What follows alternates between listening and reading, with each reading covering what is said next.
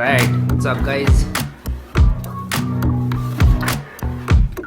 Hey guys, Harsh here and welcome back to Technolobe. Today we are going to talk about the Samsung Galaxy F62. It's a pretty weird smartphone. They already had the M51 and it feels like they just upgraded the processor and relaunched it. That's why it's a very weird placement in the smartphone market. But there's always a but. Brands know the market better than us and they know what consumers want. That's why I took my time, tested out the Galaxy F62 before jumping to any conclusions, and I think I figured it out. So watch this video till the end to know whether or not the Samsung Galaxy F62 is worth it. This is my full review of the Samsung Galaxy F62.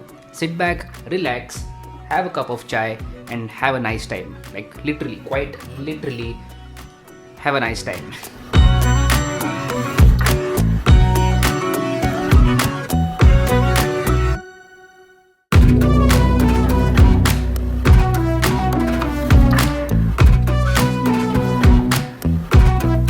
Alright, right off the bat, let's start with the design and build quality.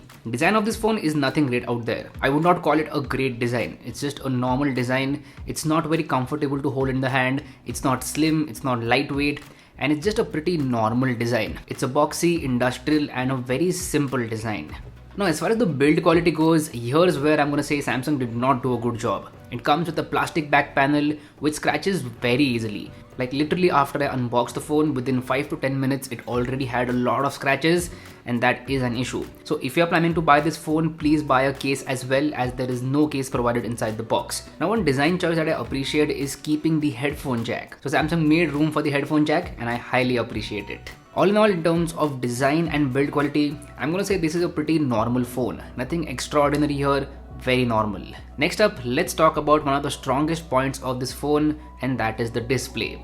So this phone comes with a full HD plus AMOLED display, and Samsung is the best out there when it comes to displays. This phone is not an exception to that point. The display on this phone is beautiful, really good colors, great contrast ratio, it gets bright enough to use in outdoor sunny conditions, and it's just a very immersive experience. Like when I started using this phone, I did not want to put it down because of that beautiful display.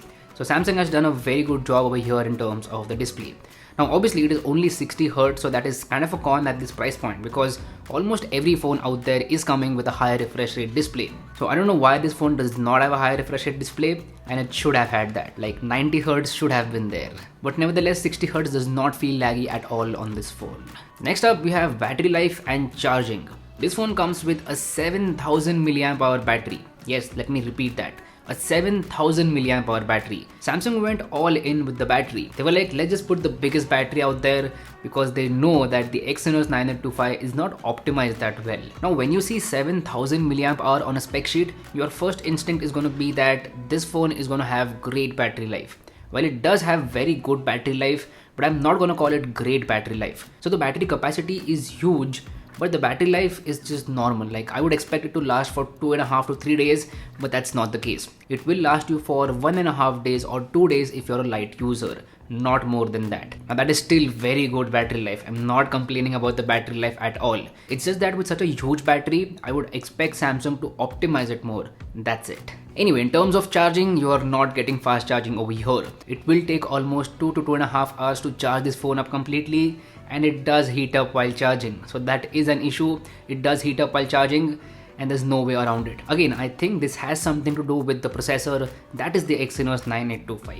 Now talking about the processor, this is the thing Samsung focused a lot on. Like their whole marketing was around this processor because it is a flagship processor from 2 years ago. So the Exynos 9825 is technically a flagship processor, but a couple of years ago. So it's not a flagship in 2021. So please, that is just a marketing hype and nothing else. Exynos 9825 is a very normal processor by 2021 standards. So if you were planning to buy this phone for gaming, do not do that. There are way better options out there like the Poco X3 Pro, which comes for 19,000 rupees with a Snapdragon 860. That is the phone which you should buy for gaming. Now with that being said, Samsung Galaxy F62 is excellent for normal tasks. So tasks like checking your email, replying to WhatsApp messages, editing photos in Lightroom and Snapseed, uploading those photos to Instagram, or just watching random Instagram reels. For all these things, the 9825 is more than capable. It does not drop a sweat. This phone feels pretty snappy for normal day-to-day performance. I did not notice any hiccups at all, and that gets a thumbs up from my side.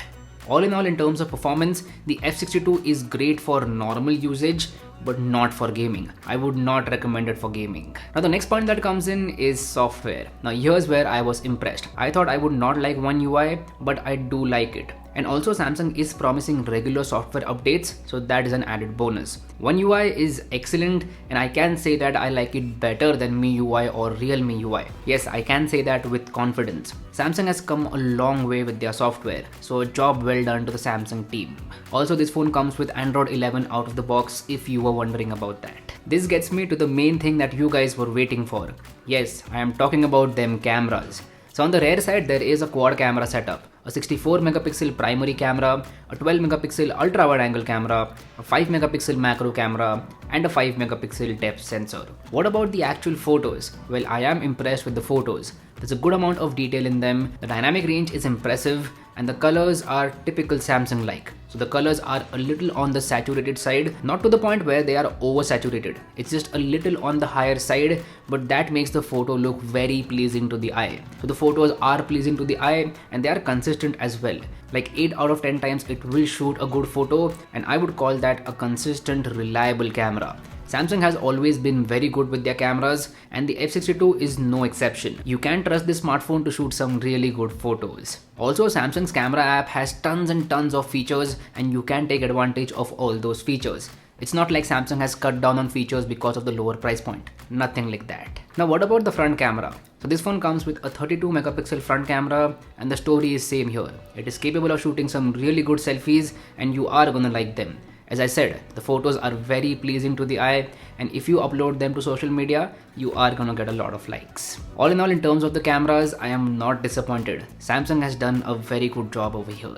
This gets me to other little things. First up are the speakers. The speaker on this phone is okayish. Not the best out there, but not the worst either. I would say it's just pretty normal. The same goes for the haptic motor. The haptic motor could have been way better for the price point. The haptic motor is pretty average, pretty normal. In fact, I am disappointed with the haptic motor. It's not the best out there.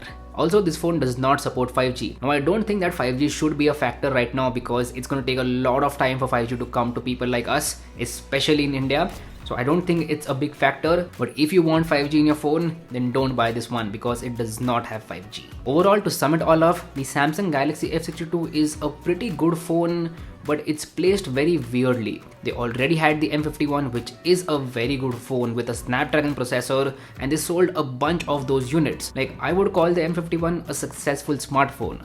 So why the F62? The newly launched Samsung Galaxy A52, which is just a couple of thousand more than the F62, is an excellent smartphone and arguably better than F62 in some areas. Like, not in all aspects, but in some aspects. That's why I think that the F62 is weirdly placed. Samsung could have skipped it, but we all know Samsung. They apply the brute force method over here in India, that is launching as many smartphones as they can, and it has worked for them, and I'm pretty sure it will work for them. Now coming to the main question, should you buy the F62? Yes, why not? It's not a bad phone by any means. It is a good phone. But with that being said, if you were expecting you will get great performance because of the 9825, that's not the case. You are going to get pretty normal performance, so please keep that in mind. Do not fall for the marketing hype that it has a flagship level processor, it's a flagship killer, nothing like that. It's a pretty normal and well balanced phone. So anyway, this was my full review of the Samsung Galaxy F62. Do let me know how you feel about this video in the comment section down below. If you haven't already, please subscribe to the channel, it would mean the world to me. My name is Harsh Punjabi, and I'll see you guys in the next one. Bye bye.